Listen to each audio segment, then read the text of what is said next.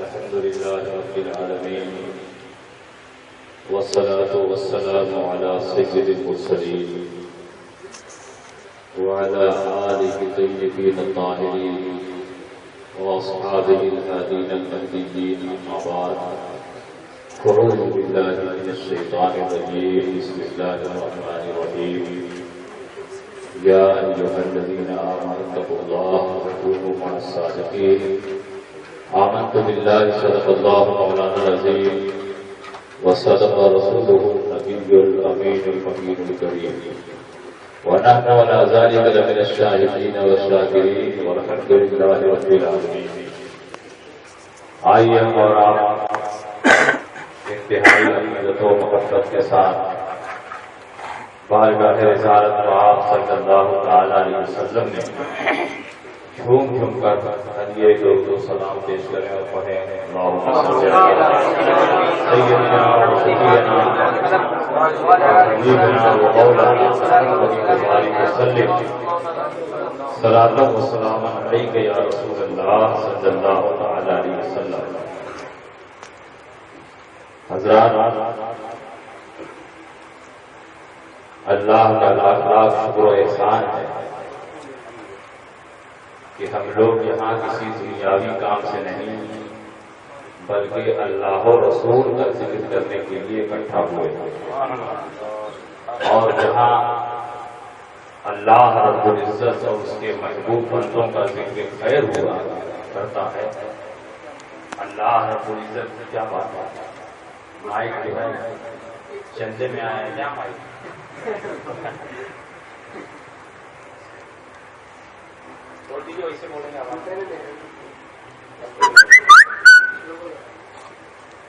جہاں اللہ و رسول کا ذکر خیر ہوتا ہے وہاں اللہ کی رحمتوں کا نزول ہوتا ہے. تو آج جس جگہ ہم لوگ بیٹھے ہیں یہاں رحمت الہی کا نزول ہوتا ہے اور اللہ کی رحمتوں اور نعمتوں کو ہم اپنی آنکھ سے دیکھیں یا نہ دیکھیں لیکن رسول پاک کی حدیث غلط نہیں ہو سکتی، اللہ کا فرمان غلط نہیں ہو سکتا، بزرگوں کا بیان غلط نہیں ہو سکتا. جہاں اللہ و رسول کا ذکر ہوتا ہے وہاں اللہ کی رحمتوں کا نزول ہوتا ہے. اور یہاں پر اللہ و رسول ہی کا ذکر ہے. نبی اکرم صلی اللہ علیہ وسلم کی شان میں نعت پاک پیش کی گئی، یہ نبی کا ذکر ہے. اعلیٰ حضرت عظیم البرکت کی منقبت غوث پاک کی منقبت پڑھی گئی تو بزرگوں کی منقبت پڑھنا یہ اللہ والوں کا ذکر ہی ہے. تو الحمدللہ ہم لوگ یہاں ذکر خیر کے لیے اکٹھا ہوئے، چاہے نظر کی صورت میں ذکر ہو یا نثر کی صورت میں ذکر ہو، اللہ و رسول کا ذکر ہو رہا. اور ماشاء اللہ اس محفل میں نعت خوانوں نے دھوم مچائی. ہمارے مستفید بھائی نہ جانے کہاں سے ہیرا تلاش کر کے لائے. یہ مستفید بھائی ہی کا کام ہے کہ اتنا اچھا اچھا ہیرا لے کے آئے. اور میں تو یہاں دیکھ رہا ہوں، کل کی مجلس میں تھا، رات میں اور جمعہ میں بھی دیکھا، یہاں تو خود ہی ایک سے بڑھ کر ایک ناکام ہو. اعلیٰ حضرت عظیم البرکت کے ناطے اس طرح عشق میں ڈوب کر یہاں جو لوگ پڑھتے ہیں کہ ہم لوگ حیرت ہوتا ہے. الحمدللہ اعلیٰ حضرت عظیم البرکت کا فیضان یہاں ساون بھادو کی طرف برسا. جس مجلس میں میں جا رہا ہوں اعلیٰ حضرت امام محمد رضا کا سکہ چل رہا ہے اور اعلیٰ حضرت امام محمد رضا کا فیض جاری. دنیا کے کونے کونے میں اس وقت اعلیٰ حضرت امام محمد رضا قدس سروں کا پرچم لہرا رہا. اور آپ غور کرو، سلطان الہند خواجہ غریب نواز رضی اللہ تعالیٰ عنہ جو سلطان الاولیاء جنہوں نے ہندوستان کی سرزمین پر اسلام کی ترویج و ارشاد کی ہے. میں تو اکثر یہ جملہ کہتا ہوں کہ ہندوستان کی سرزمین پر خواجہ غریب نواز نے اسلام کو پھیلایا ہے اور امام محمد رضا نے اسلام کو بچایا ہے. خواجہ غریب نواز رضی اللہ تعالیٰ عنہ جب ہندوستان کی سرزمین پر تشریف لائے اور اجمیر مقدس کی دھرتی پر قدم رکھتے ہیں تو ایسا نہیں کہ ان کا والدہ قدم قدم پر مشرکوں نے رکاوٹیں کھڑی کی، یہاں تک کہ آپ پر پانی بھی بند کر دیا گیا، لیکن جو اللہ کا ہو جاتا ہے کائنات کی ہر چیز اس کی مٹھی میں آ جاتی ہے۔ اس کی حکومت صرف انسانوں پر نہیں، اس کی حکومت انسانوں کے دلوں پر قائم ہو جاتی ہے۔ پانی پر، ہوا پر کوئی حکومت ہوتی ہے۔ خواجہ غریب نواز نے انا ساگر کی طرف اشارہ فرما دیا، انا ساگر میں جوش پیدا ہوا اور پورا کا پورا پانی ایک پیالے میں سما گیا۔ دریا کو کوزے میں بھرنا، یہ تو کوئی خواجہ غریب نواز سے سیکھے۔ اردو کا ادیب تو صرف بولتا ہے دریا کو کوزے میں سمو دے، اور خواجہ غریب نواز رضی اللہ تعالیٰ عنہ نے حقیقت میں دریا کو کوزے میں سمو کر دنیا کو دکھا دیا۔ خواجہ غریب نواز رضی اللہ تعالیٰ عنہ کی خاموش تبلیغ کے نتیجے میں ہندوستان کی سرزمین پر لاکھوں غیر مسلموں کو اسلام کی دولت نصیب ہوئی۔ آپ ذرا اندازہ لگاؤ، یہ میں اپنے گھر کی کتابوں سے نہیں بول رہا ہوں، جو لوگ بزرگان دین کے تصرفات اور ان کے اختیارات کا انکار کرتے ہیں وہ بھی اپنی کتابوں میں لکھتے ہیں کہ خواجہ غریب نواز رضی اللہ تعالیٰ عنہ نے ہندوستان کی سرزمین پر اس طرح اسلام کو پھیلایا ہے کہ دنیا کے کونے کونے میں آج اسلام کی بہاریں خواجہ غریب نواز رضی اللہ تعالیٰ عنہ کے دم قدم سے نظر ایک ولایت کا دروازہ ابھی بند نہیں ہوا ہے۔ آج بھی با یزید و بستامی، آج بھی رومی و رازی پیدا ہو سکتے ہیں، آج بھی قطب الدین بختیار کاکی اور آج بھی حمید الدین ناگوری اور آج بھی نظام الدین اولیاء پیدا ہو سکتے ہیں، لیکن شرط یہ ہے کہ ان کی ماں نے جس طرح اپنے بچوں کی تعلیم و تربیت کا اہتمام کیا اسی پاکیزہ ماحول میں اگر ہم بھی اپنے بچوں کی تعلیم و تربیت کا اہتمام کریں تو ولایت کا دروازہ ابھی بند نہیں ہے۔ خواجہ غریب نواز رضی اللہ تعالیٰ عنہ کے مریدین میں اتنے بڑے بڑی پیدا ہوئے۔ حضرت قطب الدین بختیار کاکی کن کے مرید؟ خواجہ غریب نواز رضی اللہ تعالیٰ عنہ کے مرید، اور قطب الدین بختیار کاکی کے مرید ہے نظام الدین اولیاء۔ حضرت سلطان الہند خواجہ غریب نواز یہ قطب الدین بختیار کاکی کے پیر اور قطب الدین بختیار کاکی حضرت نظام الدین اولیاء کے پیر۔ تو آپ ذرا اندازہ لگائیے جن کے مریدین کے کمال کا یہ عالم ہے، خواجہ غریب نواز کی کمال کا کیا عالم ہے۔ ایک زمانے تک ہندوستان کی سرزمین پر خواجہ غریب نواز اسلام کی تربیت و اشاعت کرتے رہے، اور آپ کی تربیت و اشاعت کا نتیجہ ہے کہ ہندوستان کے کونے کونے میں اسلام کا چراغ روشن ہوا اور لوگ مسلمان ہوئے۔ اس زمانے میں آپ نے دلی کی ولایت قطب الدین بختیار کاکی کو عطا فرمائی اور فرمایا قطب الدین اب میں اجمیر جا رہا ہوں اور ہمیشہ ہمیش کے لیے وہیں رہ جاؤں گا، دلی کی ولایت تمہیں دیتا ہوں، دلی کو سنبھالو، اسلام کی تبلیغ و اشاعت کر۔ حضرت قطب الدین بختیار کاکی اسلام کی تبلیغ و اشاعت میں لگ جاتے ہیں اور اسلام کی خدمت اس طرح کرتے ہیں کہ بے شمار غیر مسلم آپ کے ہاتھ پر مسلمان ہو گئے۔ اور اس وقت دلی کی حکومت کس کی تھی؟ دلی کے تخت و تاج ہماری کون تھا؟ حضرت سلطان شمس الدین التمش، یہ بھی اپنے زمانے کے بہت نیک اور بزرگ ہوئے۔ سلطان شمس الدین التمش یہ حضرت قطب الدین بختیار کاکی کی مرید تھی، اور بادشاہ جس کا مرید ہو تو بڑے بڑے ارکان اور ارکان سلطنت کا کیا حال ہوگا۔ حضرت قطب الدین بختیار کاکی کی سواری جب نکلتی تھی تو آپ کے پیچھے پیچھے صرف عوام نہیں رہتے تھے، دلی کا بادشاہ بھی رہتا تھا، دربار کے ارکان سلطنت بھی رہتے تھے اور ارکان مملکت بھی ہوتے تھے، اور آپ کو اس شان سے آپ کی سواری نکلتی تھی کہ لوگ دیکھ کر حیران رہ جاتے۔ اور جب آپ دربار شاہی میں حاضر ہوتے تو آپ کی تعظیم میں بادشاہ کھڑا ہوتا، اپنے بغل میں کرسی پر بیٹھاتا، جب کوئی اہم مقدمہ پیش ہوتا تو حضرت سلطان شمس الدین التمش جب قطب الدین بختیار کاکی سے مشورہ نہیں کر لیتے اس وقت تک فیصلہ نہیں سکتا۔ دلی کے دربار میں کچھ دنیا دار بھی انہوں نے دیکھا کہ یہ پیر فقیر کا اتنا احترام ہو رہا ہے کہ جب وہ آتا ہے تو بادشاہ سلامت اس کی تعظیم میں کھڑے ہوتے ہیں، اپنے تخت شاہی کے بغل میں اس کی کرسی لگاتے ہیں، بڑے بڑے مقدمات کا فیصلہ کرتے وقت ان سے مشورہ کرتے ہیں۔ ہماری تو اس دربار میں کوئی حیثیت ہی نہیں ہے جتنی حیثیت اس فقیر کو ہے۔ کیوں نہ کوئی ایسا الزام لگا دیا جائے کہ یہ بے عزت ہو کر دربار پہنچ گئے. چنانچہ لوگوں نے منصوبہ بنایا.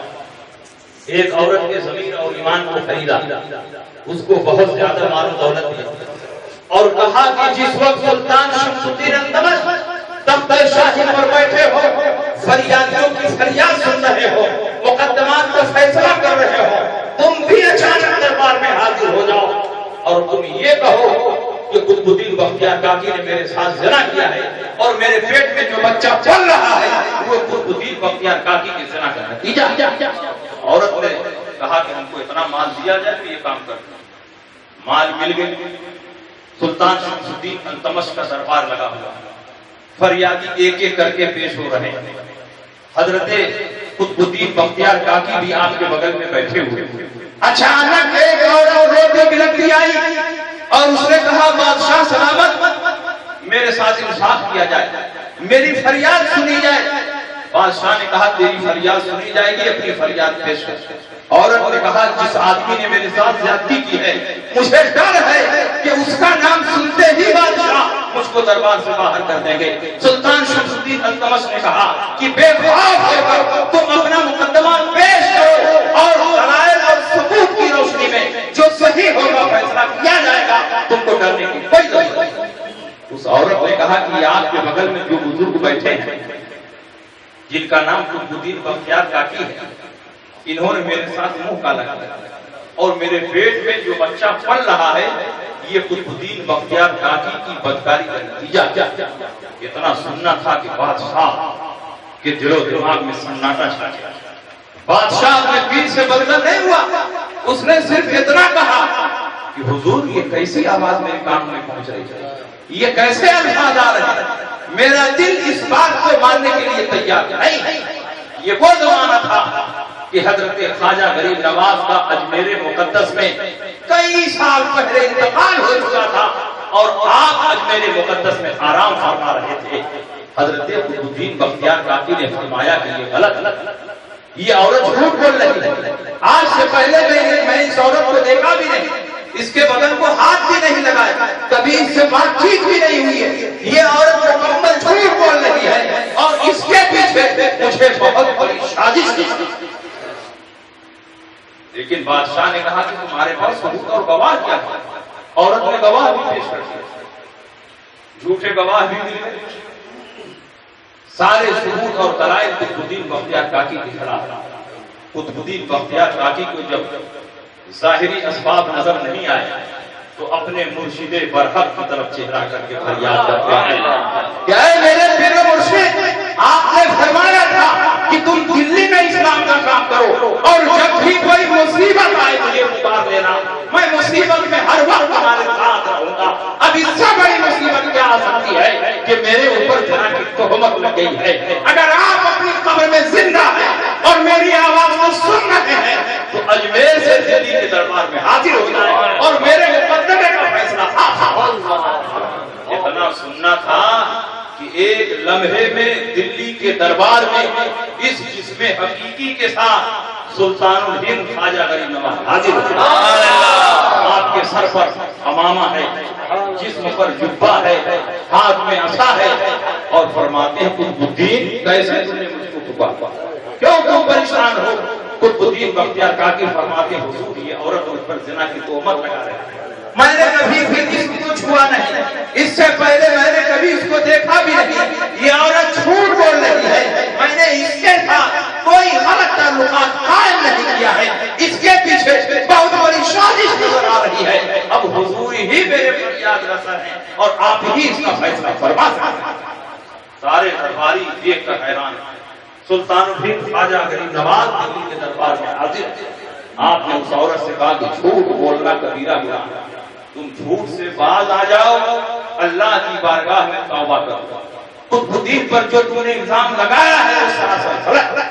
عورت نے کہا نہیں حضور, میں نے جو کچھ کہا ہے وہ صحیح ہے. میرے پیٹ میں جو بچہ پل رہا ہے وہ قطب الدین بختیار کاکی کے زنا کا نتیجہ ہے اور میرے پاس گواہ بھی موجود ہے اور بادشاہ کے سامنے میں نے گواہی ادا کر دی. قطب الدین بختیار کاکی رضی اللہ تعالیٰ عنہ رو رہے ہیں. خواجہ معین الدین چشتی اجمیری کو جلال آیا اور آپ نے فرمایا کہ اب تیرے پیٹ کا بچہ ہی گواہی دے گا کہ اس کا باپ ہے۔ اب تیرے پیٹ کا بچہ گواہی دے گا، تیرے پیٹ کا بچہ اعلان کرے گا کہ اس کا باپ کون ہے۔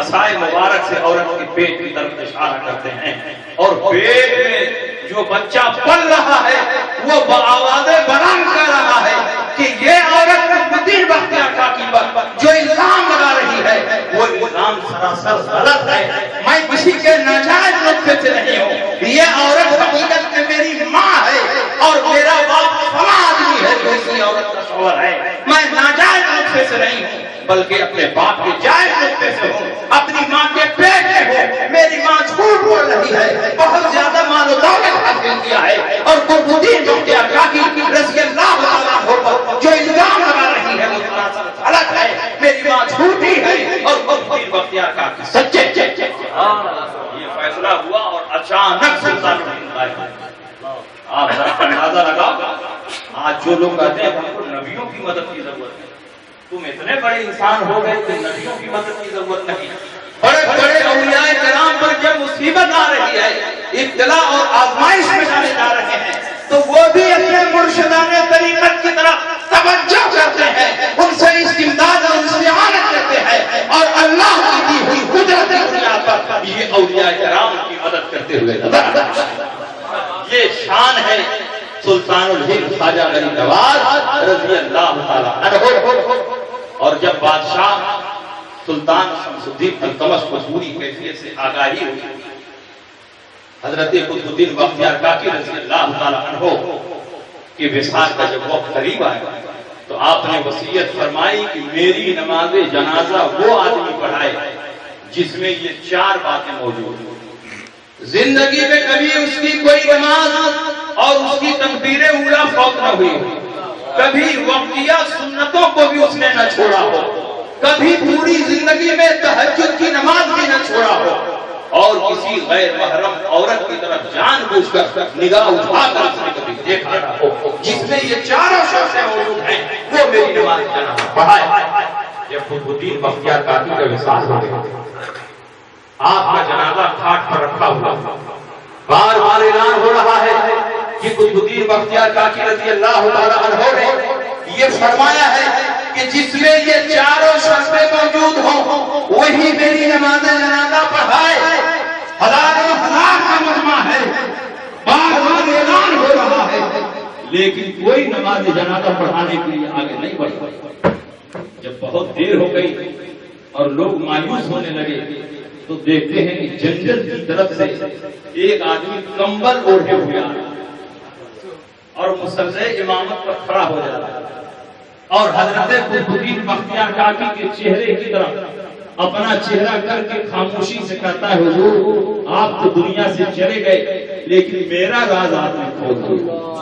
وہی مصلی پر کھڑے ہو کر نماز جنازہ پڑھاتے ہیں، اور جب چہرے سے نقاب لٹتے ہیں تو دنیا دیکھ کر حیران رہ گئی کہ یہ نماز جنازہ پڑھانے والا کوئی اور نہیں، قطبالدین بختیار کاکی کا مرید صادق، دلی کے تخت کا بادشاہ سلطان شمس الدین التمش۔ یہ مریدین کی شان ہے تو پیروں کی شان کیا ہے؟ اس زمانے میں شہاب الدین غوری نے ہندوستان پر کئی مرتبہ حملہ کیا لیکن ناکام ہوا۔ ترائن کے میدان میں لڑائی ہوئی اور راجپوتوں کی فوجوں سے سامنا ہوا۔ 1,80,000 فوج شہاب الدین غوری کے پاس تھی، لیکن شہاب الدین کو شکست فاش ہوئی اور شہاب الدین ترائن کے میدان سے بھاگا اور غزنی اور افغانستان میں جا کر کے پناہ لیا۔ یہ وہ دور تھا کہ پرتھوی راج چوہان کی حکومت اجمیر پر قائم تھی اور دن بدن خواجہ غریب نواز کے مریدین پر ظلم و ستم اس کا بڑھ رہا تھا۔ ایک بادشاہ کے قریبوں نے خواجہ غریب نواز کی مرید کو بہت مارا، یہاں تک کہ لہو لہان کر دیا۔ وہ مرید روتا بلکتا خواجہ غریب نواز کی خدمت میں حاضر ہوا کہ حضور راجہ کے قریبوں نے مجھ کو بہت پیٹا ہے۔ خواجہ غریب نواز اس کے پاس پیغام بھیجتے ہیں کہ ظلم سے باز آ جاؤ، میرے مریدین کو نہ ستاؤ ورنہ تمہاری حکومت تباہ و برباد کر دی جائے گی۔ بادشاہ نے ایک فقیر اور اتنا بڑا چیلنج اس نے خبر بھیجوایا کہ بہتر ہوگا کہ تم اجمیر کی سرزمین چھوڑ کر باہر نکل جاؤ، ورنہ ہم تم کو گرفتار کر لیں اور قید خانے میں ڈال دیں گے۔ سلطان الدین خواجہ غریب نواز رضی اللہ تعالیٰ عنہ نے دیکھا کہ یہ ماننے والا نہیں، ظلم اور سرکشی پر آمادہ ہے، تو آپ نے ایک ہی جملہ ارشاد فرمایا، گرفتار کر دے بتا دے، میں نے اس کو گرفتار کیا اور فلاں کے حوالے کر دیا۔ لوگوں نے یہ جملہ سنا لیکن مطلب نہیں سمجھ سکتے، اور ادھر غزنی کی سرزمین پر شہاب الدین غوری سویا ہوا اور وہ پلان بنا رہا ہے کہ راجپوتوں سے کیسے مقابلہ کریں۔ 1,80,000 فوجوں سے تو شکست کھا گئے، اب اس سے زیادہ فوج جمع کریں تب ان پر حملہ کریں، ابھی اپنے اندر حملہ کرنے کی جرات اور ہمت نہیں ہے۔ لیکن جب نیند لگتی ہے، آنکھ لگتی ہے، تو دیکھتا ہے کہ ایک روشن ضمیر، ایک خوبصورت چہرے والے فقیر اس کے خواب میں آتے ہیں اور فرماتے ہیں شہاب الدین تم یہاں سو رہے ہو، ہندوستان کی حکومت تمہارا انتظار کر رہی ہے، آگے بڑھو، اجمیر کی سرزمین پر تمہارا استقبال کیا جائے گا۔ اب تک تو تم شکست کھاتے رہے، لیکن اب میدان میں آؤ گے تو اللہ کے فضل و کرم سے کامیابی ملے گی اور ہندوستان پر تمہاری حکومت آئے گی۔ شہاب الدین غوری بھی کوئی بدعقیدہ وہابی نہیں تھا کہ خواب کی باتیں چھوڑا، اس نے کہا اللہ کی طرف سے کسی بزرگ کو بھیج کر کے اشارہ کیا جائے، اس لیے اگرچہ 1,80,000 فوجیں ہیں اور ان فوجوں کے ذریعے میں مقابلہ کرتے کرتے ہار گیا، لیکن اللہ کی طرف سے جب غیبی بشارت ہو گئی ہے تو اب 1,00,000 فوجوں کے ذریعے ہی ہم راجپوتوں کا مقابلہ کریں گے اور الحمدللہ یہ بزرگان دین ہماری مدد کریں گے۔ 1,80,000 کی فوج لے کر وہ طائف کے میدان میں آتا ہے اور انہی راجپوتوں سے دوبارہ مقابلہ کرتا ہے، اور چند دنوں میں اللہ کے فضل و کرم سے اور خواجہ غریب نواز کے تصرف سے شہاب الدین غوری کی فوجوں کو فتح مبین حاصل ہوتی ہے اور اجمیر کی طرف بڑھا۔ ایک جگہ خیمہ زن ہے اور اجمیر کی پہاڑیوں میں شہاب الدین غوری اپنے چند وزیروں کے ساتھ گھوم رہا ہے۔ اچانک مغرب کا وقت تھا اور اذان کی آواز کانوں میں آنے لگی۔ شہاب الدین غوری کو بڑی حیرت ہوئی کہ ابھی تازہ میں نے اجمیر کو فتح کیا ہے، یہاں کون مسلمان آ گیا اور یہاں کہاں سے اذان کی آواز آ رہی ہے۔ آگے بڑھا اور ایک دیہاتی سے پوچھا کہ یہ اذان کہاں سے آ رہی ہے، تو اس آدمی نے کہا کہ ایک فقیر کئی مہینہ پہلے یہاں آئے ہیں، ان کے ساتھ چند ساتھی بھی ہیں، یہ لوگ فلاں پہاڑی کی گھاٹی میں اذان دیتے ہیں اور نماز پڑھتے ہیں، انہی کی نماز کا وقت ہوا ہوگا اور انہی کے اذان کی آواز آ رہی ہے۔ شہاب الدین غوری اسی اذان کو سنتے سنتے پہاڑ کی گھاٹی کی طرف بڑھنے لگا۔ جب وہاں پہنچا تو دیکھا کہ اذان ہو چکی ہے اور ایک بزرگ مسلح امامت پر کھڑے ہیں، چند فقیر ان کے پیچھے کھڑے ہو کر کے مغرب کی نماز پڑھ رہے ہیں۔ شہاب الدین غوری بھی اپنے ساتھیوں کے ساتھ سب میں کھڑا ہو گیا اور انہی بزرگ کے پیچھے نماز پڑھنے لگے۔ جب مغرب کی نماز ہو گئی اور حضرت خواجہ غریب نواز سلام پھیرتے ہیں، السلام علیکم ورحمۃ اللہ، السلام علیکم ورحمۃ اللہ، تو شہاب الدین غوری سلام پھیرنے کے بعد جب چہرہ دیکھتا ہے تو کہتا ہے یہ تو وہی بزرگ ہیں جو میرے خواب میں تشریف لائے تھے اور جنہوں نے فرمایا تھا کہ ہندوستان کی حکومت تمہارا انتظار کر رہی ہے، اب تم آگے بڑھو اور ہندوستان کے تخت و تاج کے مالک بن جاؤ۔ وہ خواب میں آ کر بشارت سنانے والا کوئی اور بزرگ نہیں، یہی بزرگ ہے جو اس وقت مسلح پر کھڑے ہو گئے۔ شہاب الدین غوری اپنے سب سے اٹھا اور خواجہ غریب نواز کی قدموں پر گر کہا حضور یہ جو فتح ہے یہ آپ کی بشارت اور آپ کی دعا کا نتیجہ۔ آپ ذرا اندازہ لگائیے طاقت کے بلبوتے پر جو کام نہیں ہو پاتا ہے وہ کام بزرگان دین کے فیض و کرم سے ہوتا ہے، بزرگان دین کے روحانی تصرف سے ہوتا ہے۔ اسی طرح کا ایک واقعہ یہ بھی ہے، جب محمود غزنوی نے سومناتھ مندر پر حملہ کیا تو آپ ہندوستان کی تاریخ اٹھا کر دیکھ، محمود غزنوی نے کتنی مرتبہ سومناتھ پر حملہ کیا؟ 7 مرتبہ، لیکن سومناتھ مندر کو پتہ نہ کرتا، اتنا مضبوط اور مستحکم وہ قلعہ تھا کہ جب محمود غزنوی اس کا وہ حاصل کر لیتے لیکن قلعہ فتح نہیں ہوتا۔ جب 7ویں بار اس قلعے کا محاصرہ کر چکے، 4 مہینہ محاصرہ ہو چکا، کھانے پینے کے ساز و سامان ختم ہو گئے، تو فوجیوں اور کمانڈروں نے کہا حضور محاصرہ اٹھا دیا جائے، اب گھیرا بندی ختم کر دی جائے، ہم لوگ یہاں سے واپس چلے، اس لیے کہ یہ قلعہ اتنا مضبوط ہے کہ اس مرتبہ بھی فتح نہیں ہوگا، ہم اور تیاری کر کے آئیں گے، اس قلعے پر حملہ کریں گے اور آئندہ یہ قلعہ فتح ہو جائے گا۔ حضرت محمود غزنوی رضی اللہ تعالیٰ عنہ نے فرمایا کہ تم لوگ تیاری کرو گے تو تمہارا دشمن خاموش بیٹھا رہے گا، وہ بھی تیاری کرے گا اور پھر تم سے زیادہ تیاری کرے گا، تم کمزور پڑ جاؤ گے۔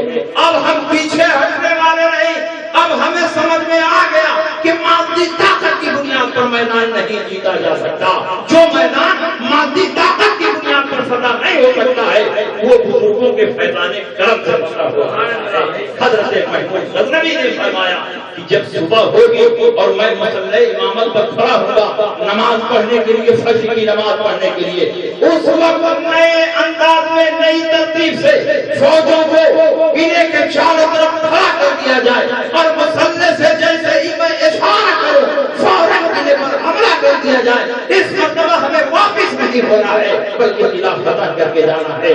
صبح کی اذان ہوتی ہے، حضرت محمود غزنوی رضی اللہ عنہ اپنے مصلی پر بیٹھے ہوئے ہیں نماز پڑھنے کے بعد، اور آپ کے سامنے آپ کے پیر و مرشد کا کرتا ہے۔ آپ کے پیر و مرشد کا نام کیا ہے؟ حضرت ابوالحسن فرقانی رضی اللہ عنہ۔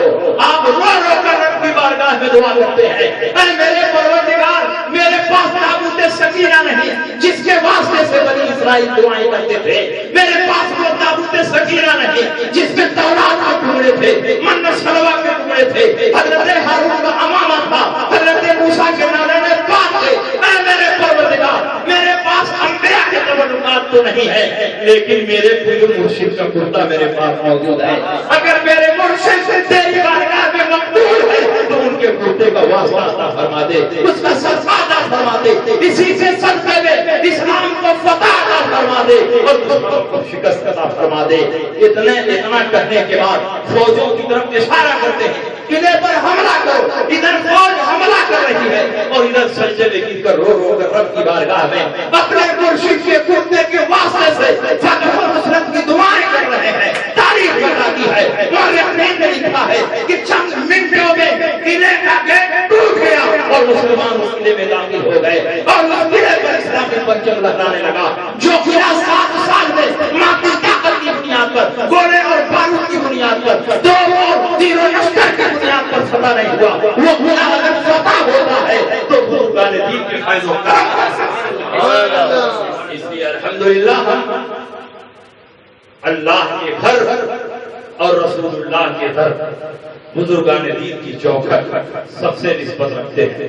ہم اپنی مشکلات میں بزرگان دین کے وسیلے سے دعائیں مانگتے ہیں اور ہمارا عقیدہ ہے کہ پروردگار عالم انہی بزرگوں کے صدقے میں ہماری تمام مرادیں پوری کرتا ہے۔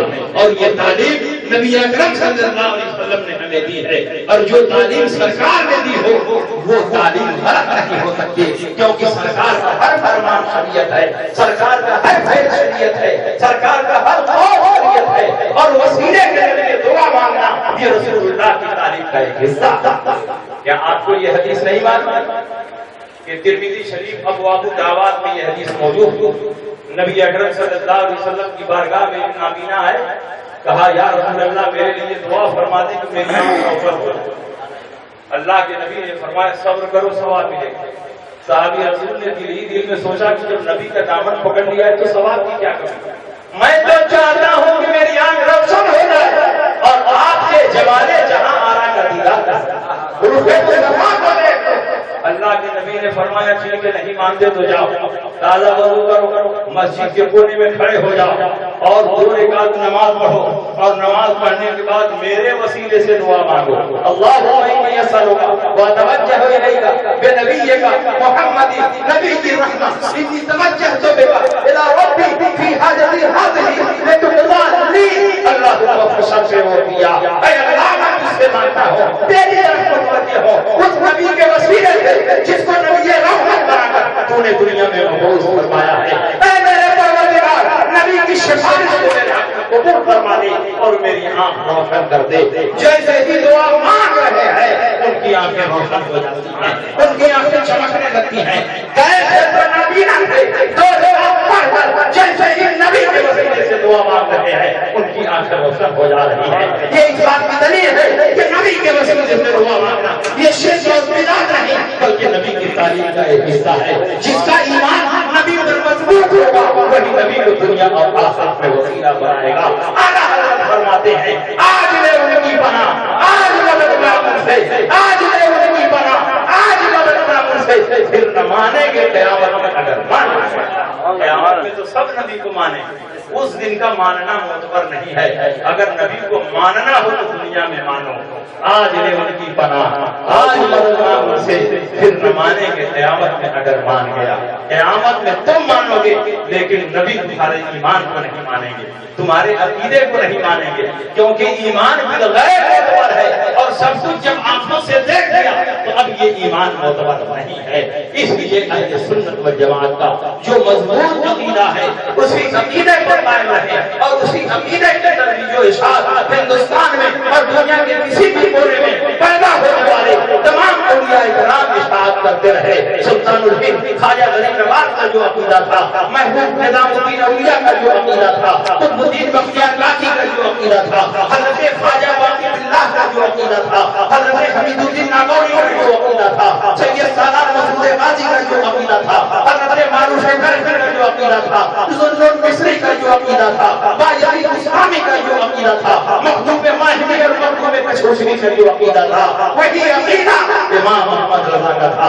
امام محمد رضا نے دنیا کے سامنے کوئی نیا عقیدہ پیش نہیں کیا ہے. کتاب و سنت سے جو ثابت تھا اسی کو دلائل ابراہیم کے ساتھ اور تفسیر کے ساتھ بیان کر کے امام محمد رضا نے دنیا کے سامنے پیش کیا ہے. اس لیے امام محمد رضا کا عقیدہ اور امام محمد رضا کا مسلک کوئی نیا مسلک نہیں ہے. حضرت امام اعظم ابو حنیفہ کا جو مسلک ہے وہی مسلک اعلیٰ حضرت ہے. امام شافعی کا جو مسلک ہے وہی مسلک اعلیٰ حضرت ہے. امام مالک کا جو مسلک ہے وہی مسلک اعلیٰ حضرت ہے.